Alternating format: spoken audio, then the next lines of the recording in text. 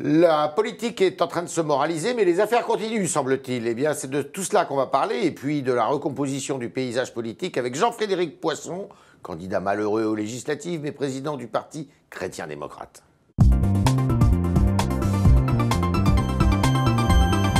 Jean-Frédéric Poisson, bonjour. Bonjour. Alors, Sylvie Goulard, ministre des Armées, puisque l'appellation a changé, annonce sa démission du gouvernement pour les affaires liées au MoDem.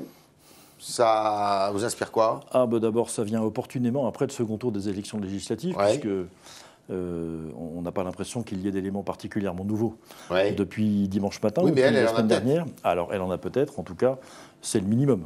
Si effectivement nous sommes dans cette c'est plutôt un geste qui l'honore c'est un geste qui l'honore, oui. Elle justifie ça en disant « moi j'ai envie de me défendre librement » et elle dit « compte tenu de l'époque nouvelle qui s'ouvre, je n'ai pas du tout envie, l'intérêt général d'abord. » C'est très bien. Écoutez, c'est tout à son honneur. Il faudrait que Richard Ferrand s'inspire de la même doctrine. La mécanique qui veut sortir un ministre pour des raisons morales et en faire un président du groupe majoritaire à l'Assemblée me paraît une espèce d'offense pour le Parlement que les parlementaires eux-mêmes devraient rejeter de manière vigoureuse. Deux autres ministres sont au MoDem, vous les connaissez, je crois, au gouvernement. François Bayrou, oui, bien sûr. Et Marielle de Sarnez. Ils devraient aussi, puisqu'elle parle du MoDem, est-ce qu'ils devraient partir aussi? La presse parisienne bruisse de quelques éléments qui pourraient sortir ce soir à nouveau. Nous verrons bien comment tout cela s'alimente, mais évidemment, nous attendons. Ils devraient le limiter si jamais il y a Nous attendons M. Macron et ses ministres sur simplement le respect des engagements tenus. Ça a beaucoup tardé. Encore une fois, opportunément, avant le deuxième tour des législatives. Richard Ferrand, exfiltré ou comment vous voyez ça? Je ne fais que lire ce qu'il y a dans les journaux. Il quitte le gouvernement, sans doute pas pour simplement des raisons purement politiques, mais également liées aux affaires qui le concernent. Et encore une fois, le fait qu'un homme dans sa situation devienne président du groupe majoritaire, avec davantage de pouvoir politique, certainement, que beaucoup de membres du gouvernement. Sans faire jouer son immunité parlementaire, dit-il, si jamais il est écoutez, de toute façon, il appartiendra au bureau de l'Assemblée d'en décider, mais j'y vois encore une fois une forme d'atteinte à la réputation, à l'honneur du Parlement. C'est insupportable. Est-ce que c'est pas aussi une mainmise de l'exécutif sur le législatif, finalement? Nous entrons, Monsieur Tréhard, chers téléspectateurs, dans une période dans laquelle la France va être gérée comme une entreprise, avec un président-directeur général qui est à l'Élysée, un certain nombre de directeurs et conseillers proches qui sont autour de lui, des directeurs de services qui sont au gouvernement, une assemblée générale d'actionnaires à l'Assemblée nationale qui, de temps en temps, protestera mollement pour dire que ça n'est pas possible, avec une personnalisation extrêmement marquée de l'exercice du pouvoir. C'est parti pour. C'est parti pour. Ah oui, Macron autocrate, alors. C'est parti pour. Ah ouais. La loi sur la moralisation de la vie politique, il faut la faire quand même, enfin. Il faut prendre avec François Bayrou. Il faut prendre des dispositions pour rassurer les Français sur le fait que les parlementaires et leurs responsables politiques ne sont pas tous des voyous. Parce qu'il y a quand même une tendance à bouffer du parlementaire et du politique, qui est d'ailleurs assez française, et qui est très excessive, et que beaucoup de mes collègues ne méritent pas. Non, certainement pas. Et heureusement. Cela étant dit, c'est un problème de curseur. Clarifier les choses sur les emplois familiaux, etc., pourquoi pas. Entrer davantage de contrôle sur les moyens dont disposent les parlementaires, très bien. Les frais, tout ça. Mettre le Parlement sous tutelle d'un service de contrôle auprès duquel les parlementaires devraient justifier du moindre de leurs mouvements, de la moindre de leurs dépenses, expliquer qui on rencontre tous les jours, etc. Non, ça, c'est pas possible. La liberté du Parlement est en cause dans cette affaire. Elle est de la limite au-delà de laquelle il ne faut pas aller, ou alors il n'y a plus de Parlement, ça ne sert plus à rien. Mais il en va de la conscience des élus aussi. Ah, mais c'est évident, mais ça, vous pouvez écrire tout ce que vous voulez. C'est la conscience personnelle. Là, pour le coup, il n'y a pas de texte qui permette de garantir la bonne conscience des personnes. Cette loi de moralisation de la vie politique, qui est critiquée ici ou là, mais qui, de façon générale, tout le monde dit qu'il faut faire quelque chose. Pourquoi ne pas aller vers un statut de l'élu ? Parce que je pense que les Français ne sont pas encore complètement conscients du fait que c'est précisément parce que la démocratie n'a pas de prix qu'elle coûte cher. Et que qui dit statut de l'élu dit un ensemble de dispositions, de rémunération, de moyens qui soient à la hauteur de la responsabilité qu'ils exercent. Vous êtes aujourd'hui, oui, je suis plutôt favorable, avec la difficulté que, et c'est mon cas aujourd'hui, personne ne peut garantir à un élu qui a quitté son métier, son entreprise. Et le statut de l'élu pourrait prévoir justement l'après, non ? Comprenez que c'est difficile. C'est difficile de réintégrer quelqu'un après 5 ans dans une entreprise, lui donner une garantie d'emploi, d'ailleurs à quel titre. Enfin, c'est très compliqué. Nous sommes élus, nous prenons le risque de mettre en péril une partie de notre vie professionnelle. Eh bien, nous l'assumons. Nous le faisons en parfaite connaissance de cause. Protéger un peu davantage les risques que nous prenons, pourquoi pas. Maintenant, il me semble plus important et plus intéressant encore une fois, de s'interroger sur les moyens dont a besoin la démocratie pour fonctionner. Vous en auriez eu besoin, vous, d'un statut de l'élu? Vous êtes battu. Vous avez été battu aux législatives. J'ai été battu, absolument. Sèchement. Oui. Alors vous étiez bien implanté par une femme qui vient de la droite d'ailleurs, réputée juppéiste. Elle a reçu le soutenu d'Alain Juppé. C'était normal d'ailleurs. Vous savez, elle s'appelle Aurore Berger. Chacun fait avec ses propres engagements et ses propres fidélités ce qu'il souhaite en faire. Vous êtes victime de quoi ou vous avez été battu pourquoi plutôt? Je pense que la vague générale qui a submergé la France n'a pas épargné le sud des Yvelines. J'avais senti, comme beaucoup de mes collègues, la saturation des Français à l'égard d'une campagne qui a été ininterrompue pendant presque un an, une forme d'exaspération à l'égard des formations politiques. C'était la sanction du premier tour des présidentielles. J'avais peut-être moins compris la lassitude qui est celle des Français aujourd'hui, une forme de fatigue psychologique, morale. Vous avez été un des acteurs de la primaire de la droite. Oui. Vous regrettez ou pas? Non, pas du tout. Non, absolument pas. Parce que ça les a lessivés aussi, toutes ces primaires. Bien sûr, tout ça a participé de cette lassitude, mais Emmanuel Macron leur propose aujourd'hui une forme d'unité nationale assez facile à atteindre, de la prospérité à pas cher, une union un peu de surface. Et ils disent au fond, on va prendre ça, parce que pour l'instant, on n'est pas capable de beaucoup plus. Les Français sont lessivés, ils sont fatigués moralement, ils n'ont plus la force de s'opposer à beaucoup de choses, et donc ils ont fait le choix d'Emmanuel Macron parce que c'est facile. Bon, à Paris, la droite a réussi à sauver les meubles, 17e, 16e arrondissement, pourtant ils ont eu chaud. Mais les Hauts-de-Seine, c'est quasiment macronien. Les Yvelines, c'est une déroute pour la droite quand même. Vous en avez fait partie. Comment vous expliquez quand même que dans des départements, allez, on va prononcer le mot bourgeois, ça se passe comme ça? C'est la conséquence du fait que... Il y a une démobilisation aussi, des gens. Il y a une démobilisation qui est liée à cette lassitude que j'évoquais tout à l'heure. Et puis il y a aussi le fait que toutes ces personnes votaient à droite d'une certaine manière par peur de la gauche quand il y avait de la gauche. Elle a sanctionné les formations politiques traditionnelles. Elle a répondu favorablement à ce message d'optimisme qui était porté par Emmanuel Macron, qui a mis de côté les crises profondes, etc., et qui a réussi à transformer son discours. Et toutes ces personnes-là ont été effectivement séduites par cette démarche-là. Voilà, je pense que c'est ça qui explique cette vague. Alors les Républicains, avec l'UDI, ils sont quelques 140 à l'Assemblée nationale. Ça va voler en éclats, ça? On dit déjà que le groupe constructif va se mettre en place à l'intérieur des Républicains. C'est ce qui est en train de se mettre en place au Sénat. Et au Sénat aussi, ça va voler en éclats? C'est en train de se mettre en place. Il n'y a pas de raison qu'à l'Assemblée nationale. La droite va garder la majorité au Sénat? Je ne sais pas. C'est très aléatoire désormais. Il y a une perturbation importante qui a été engagée par la République En Marche pour effectivement disloquer un peu, qui disloquera un peu un certain nombre de majorités municipales qui auraient pu se porter naturellement vers les candidats des Républicains au Sénat ou des familles de la droite et du centre. Le déjeuner d'aujourd'hui entre Jean-Pierre Raffarin et Emmanuel Macron, en tout cas de ce que j'ai entendu, est un signe du fait que la République En Marche veut, par l'intermédiaire de Jean-Pierre Raffarin, mettre la main sur le Sénat, ce que je considère, du point de vue de l'attitude personnelle de M. Raffarin, comme un pur scandale. Mais c'est un traître? Non, je ne prononce pas ce genre de mots. Je constate, moi, de l'extérieur, et je dis qu'on n'a pas le droit d'abandonner sa famille simplement pour ce genre de... Oui, absolument. Je trouve qu'elle est scandaleuse.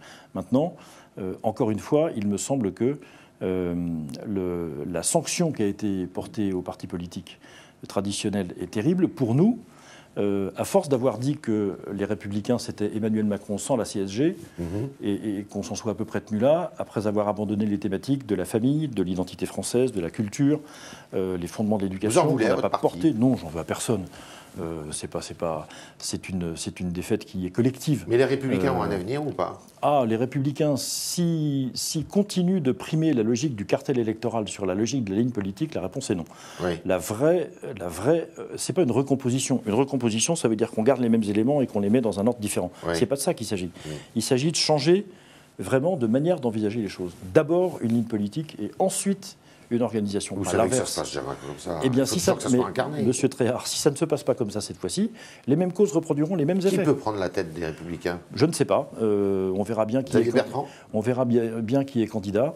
Moi, je ne suis pas dans une logique de personnalité, encore une fois. Nous sommes, nous, au Parti chrétien-démocrate, désireux de défendre vous êtes aussi républicain. Défendre une ligne politique, faire en sorte que cette ligne politique reprenne les choses que nous avons collectivement un peu abandonnées. Alors, pas nous, au PCD, mais globalement, et en tout cas pendant cette campagne, qu'on a un peu abandonné parce qu'on a été, d'une certaine manière, piqué par le virus de l'économie d'abord. Ce virus de l'économie d'abord... ça se joue aussi sur des points, oui, bien sûr, parce les que sujets d'identité, de culture, de famille, culture, tout ce qu'attend l'électorat populaire français, parce que la culture, la famille et notre identité culturelle, c'est la seule chose qu'on partage toutes les personnes qui sont fragiles. Vis-à-vis de la droite, vous l'attribuez à ça? Je pense que c'est en partie dû à ça et également... Il y a le chômage aussi, quand même. C'est ce que j'allais dire, également au fait que nous n'avons pas su trouver les bons moyens pour régler le problème de l'emploi. C'est des responsabilités qui remontent à loin, ça. Des décennies, sans doute. Des décennies d'affaiblissement successif, dont nous avons définitivement payé la facture le 23 avril au soir et le 18 juin au soir également. Ça va être long, la reconstruction? C'est toujours très long. C'est comme les escaliers, comme je dis de temps en temps, ça va plus vite à remonter qu'à descendre. À descendre qu'à monter. À descendre qu'à monter, pardon. Oui, ça sera long, mais justement, cette espèce de précipitation qu'on voit se dérouler sous nos yeux, de prise de position personnelle déjà en vue des scrutins de 2022, me paraît très, très, très anticipée. Il peut y avoir des rapprochements, justement, Mme Marion Maréchal-Le Pen disait, moi, avec Wauquiez, sur les histoires d'identité, de famille et tout ça, je pourrais m'entendre. Il pourrait y avoir là Encore une fois, si on raisonne à partir des organisations ou des personnes, il ne se passera rien. D'accord. Il faut d'abord définir une ligne politique et un projet. Jean-Marie Le Pen qui était ce matin, qui voulait rentrer au Front National où il y a une grande réunion, et il a dit que sa fille devait démissionner parce qu'elle était responsable, en fait. Qu'est-ce que vous en pensez? Rien du tout. Vous êtes plutôt le front... lequel des fronts vous plaît le plus c'est pas qui Celui me de Marion Maréchal Le Pen, vous pourriez vous entendre avec elle? C'est pas qui me plaît le plus ou qui me plaît moins. C'est qu'il y a une analyse de la France, de l'état de la France. Ça fait longtemps que j'ai dit que il y avait des choses qui, au Front National, n'étaient pas conformes à ce que je crois de l'homme et du monde. Et donc, je continue de dire que tout cela, d'une certaine manière, malgré les apparences, est en train de vaciller terriblement. Oui.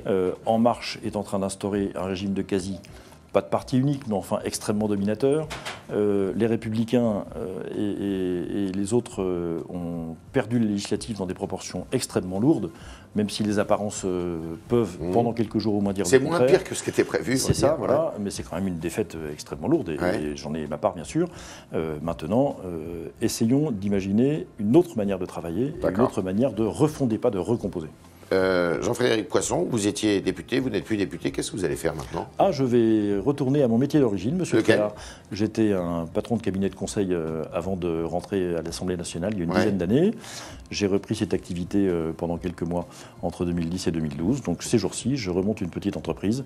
Vous allez remonter une entreprise? Bien sûr, je recommence mon activité de consultant. Donc vous allez embaucher des gens? Alors je vais d'abord essayer de trouver des commandes, monsieur Tréhard. Des clients, ensuite, une fois que j'aurai des clients solvables, vous conseillez qui en quoi? paieront leurs factures, en relations sociales, en organisation. Enfin, je viens des ressources humaines, moi, et j'y retourne d'une certaine façon. Mais pour autant, je suis toujours président du Parti chrétien-démocrate. Nous sommes encore dans le paysage. Je crois que dans cette refondation de la droite qui attend tout le monde, nous avons un rôle à jouer. Nous entendons bien le jouer. Et à ce titre-là, vous êtes président du Parti chrétien-démocrate. Vous n'avez aucune rétribution? Ah non. Oui. Non. Donc non. Bien entendu, les présidents de parti ne sont pas rémunérés. Donc il est urgent chez nous. Il est urgent du boulot. Je mis en poids ces jours-ci, monsieur Tréhard, j'ai pris des Parce qu'un député qui se fait battre comme ça, il n'a pas d'indemnité, il n'a rien. Si, nous cotisons tous les mois sur notre indemnité une assurance chômage qui est celle de l'Assemblée nationale. Ça dure combien de temps? Ça dure 2 ans et demi, je crois, comme dans le civil à peu près général. Et c'est amputé de, je crois, 20 ou 30%, j'ai pas regardé dans les détails. Donc vous avez 70% des émoluments que vous avez? Pendant 6 mois, puis après ça descend encore de 30%. Enfin, c'est dégressif comme la majorité des choses, mais voilà. Vous savez tout. Jean-Frédéric Poisson vous a dit même ce qu'il va devenir comme non élu, mais toujours dans la politique, puisqu'il entend bien participer à la reconstruction de la droite ou à la refondation, à la recomposition. Non, la recomposition, non. Non. La reconstruction, refondation de la droite. Et maintenant, avec Valentin Pilate, nous allons poser vos questions à vous, chers.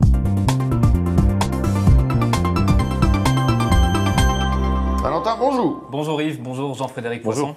Nous avons Alexandre qui vous pose la question: êtes-vous amer d'avoir perdu face à l'opportuniste et, je cite, la girouette, au niveau des convictions, qu'est Aurore Berger.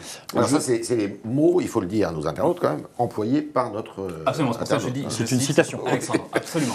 Je suis pas amer d'avoir perdu contre quelqu'un ou contre quelqu'un d'autre, c'est pas ça le sujet. Je suis déçu d'avoir perdu ce mandat auquel j'étais passionnément attaché. J'aime beaucoup et profondément l'Assemblée nationale. J'y ai fait un mandat entre 2012 et 2017 qui m'a permis d'être le contrôleur de l'état d'urgence pour la commission des lois. J'ai rendu un rapport de la commission d'enquête sur les moyens de Daesh. J'ai participé à de nombreux débats parlementaires. J'étais vice-président de la très belle commission des lois pendant quelques années. J'ai eu l'occasion et l'avantage de traiter beaucoup de sujets différents avec, je crois, une énergie et une assiduité que personne ne remet en cause. Donc je suis triste de ça. Maintenant, une nouvelle vie commence et une nouvelle manière de faire de la politique sans être député à l'Assemblée nationale. Question ? Nouvelle question de Maximilien. Pensez-vous, Monsieur Poisson, que les députés LR doivent rester unis à l'Assemblée ou bien qu'il faut construire une alliance avec des droites classiques, conservatrices ? Il faut les trouver, les droits classiques. Oui, il va falloir les trouver d'abord. Je pense d'abord que la rédaction de la charte du groupe des Républicains ces jours-ci ou ces heures-ci est un exercice compliqué. Parce que c'est en cours, ça ? Je pense, oui, sinon que c'est déjà fait, puisque les députés arrivent aujourd'hui. Ils vont devoir signer leur adhésion à un groupe, et donc il faut donc que le texte soit prêt. La question est de savoir quelle est l'attitude de principe à adopter à l'égard du gouvernement et du président de la République. Qui est-ce qui rédige cette charte ? C'est sous l'autorité du président de groupe et d'un certain nombre de députés, avec les collaborateurs. Par définition. Oui, enfin Christian Jacob. Christian Jacob a été réélu député. Il est, il est encore en position. Les équipes sont présentes, les députés sont là. Il y a une charte qui existait auparavant. Elle doit être ajustée en fonction des circonstances. Mais on ne part pas de rien. D'accord. Nouvelle question d'Alexandre. Les élus de droite qui vont voter la confiance au gouvernement doivent-ils être exclus des Républicains ? Il appartiendra aux Républicains d'en décider. Je pense qu'il y a une forme de ligne de fracture. Il y a pas seulement des différences de gestion ou de nuances entre le projet d'Emmanuel Macron et celui d'un parti conservateur comme devrait être, même s'il est parfois de moins en moins, les Républicains. Ouais. Le projet d'Emmanuel Macron, c'est l'émancipation des individus sans limite. Le projet de la droite des Républicains, issu du gaullisme, même si c'est une affaire un peu ancienne malheureusement, c'est de trouver l'équilibre entre la responsabilité individuelle et le collectif, avec une prime au collectif par rapport à la responsabilité individuelle. Voilà. Ouais. Il y a une différence de fond. Ça n'est pas compatible. Vous n'êtes pas du tout libéraux. Moi, je ne le suis pas au sens que je viens de dire, c'est-à-dire je ne considère pas que l'émancipation de l'individu soit la priorité politique. Voilà. D'accord. Sabine nous pose la question, quel rôle comptez-vous jouer dans la refondation de la droite des convictions ? Essayer de convaincre l'ensemble de mes collègues qu'il faut impérativement sortir de la logique de cartels électoraux, c'est-à-dire de rassemblement artificiel de personnes qui n'ont finalement de moins en moins de choses en commun, pour entrer dans une logique d'affirmation de lignes politiques. Les Français demandent de la sincérité, de la vérité, du courage et de la constance. Ils demandent ça. Vous allez faire ça avec Nathalie Kosciusko-Morizet ? Je ne sais pas si avec Nathalie... Vous pouvez travailler avec elle, vous ? Je pourrais travailler avec elle parce que nous avons en commun, au-delà de nos différences, cette idée que il y a des mutations profondes à engager dans la société. Oui. Que deuxièmement, cette idée que nous partageons, c'est que les technologies bouleversent l'ordre social, comme sans doute les institutions, et que personne. Oui, mais il le dit avec cette idée d'individualisme, alors que moi je suis plutôt un protecteur de droite. Et Nathalie Kosciusko-Morizet sur la même longueur d'onde dans la réponse que vous, alors ? Alors sur le point de l'impact du numérique sur la société, sans doute avec des systèmes de protection qui sont plus exigeants, je pense, chez moi que chez elle. D'accord. Benjamin vous pose la question, que pensez-vous des analyses de M. Asselineau sur l'Europe et l'OTAN ? Je suis assez d'accord avec le discours souverainiste sur l'analyse. Je pense effectivement que l'Europe, lorsqu'elle a abandonné sa mission de civilisation et de partage, a perdu son sens et l'implantation et son enracinement. Je pense que la France doit rester dans l'Europe, que nous n'avons pas le choix. Je pense que nous devons rester dans l'euro parce que nous n'avons pas le choix. C'est pas ce qu'il dit, lui. Hein. Non, mais c'est pour ça que je vous dis, en termes de solution, en termes de solution, je ne suis pas d'accord avec lui. Je pense en revanche, la seule façon de refonder l'Europe, et il faut le faire en profondeur, c'est de rester dedans. C'est une différence, donc je partage l'analyse, pas les solutions. Très bien. Nous avons... Dernière question, celle de Hubert. On a appris que Pamela Anderson souhaitait offrir l'asile politique. Qui ça ? Pamela Anderson. Cette actrice américaine dans Alerte à Malibu. Ah oui, d'accord. D'accord. Excusez-moi, je cherchais le nom d'un député conservateur anglais qui... Ah oui, c'est vrai que là, on est dans autre chose pour le coup. Là. C'est ça. Et donc, elle souhaiterait que la France offre l'asile politique à Julian Assange, le fondateur de Wikileaks. Hubert, demande simplement, qu'en pensez-vous ? J'ai pas d'idée sur le sujet. Je vais essayer de regarder davantage la densité des déclarations de Mme Anderson sur le plan des réfugiés. Julian Assange, vous seriez pour que la France lui offre l'asile politique ou pas? Je ne sais pas s'il le mérite, je ne connais pas suffisamment sa situation. Je pense qu'il y a... la France a une vocation d'accueil pour ceux qui sont inquiétés dans leur pays, c'est certain. Faut-il protéger quelqu'un qui a délibérément commis un certain nombre d'infractions, d'irrégularités? Faut-il protéger quelqu'un qui balance, il n'y a pas d'autre mot, sans aucune espèce de discernement, des tas d'informations dont certaines mettent en danger des États, des entreprises ou des personnes?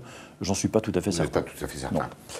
Merci Jean-Frédéric Poisson, merci d'avoir répondu aux questions de nos internautes, merci Valentin. Et puis, nouvel épisode demain midi, le talk.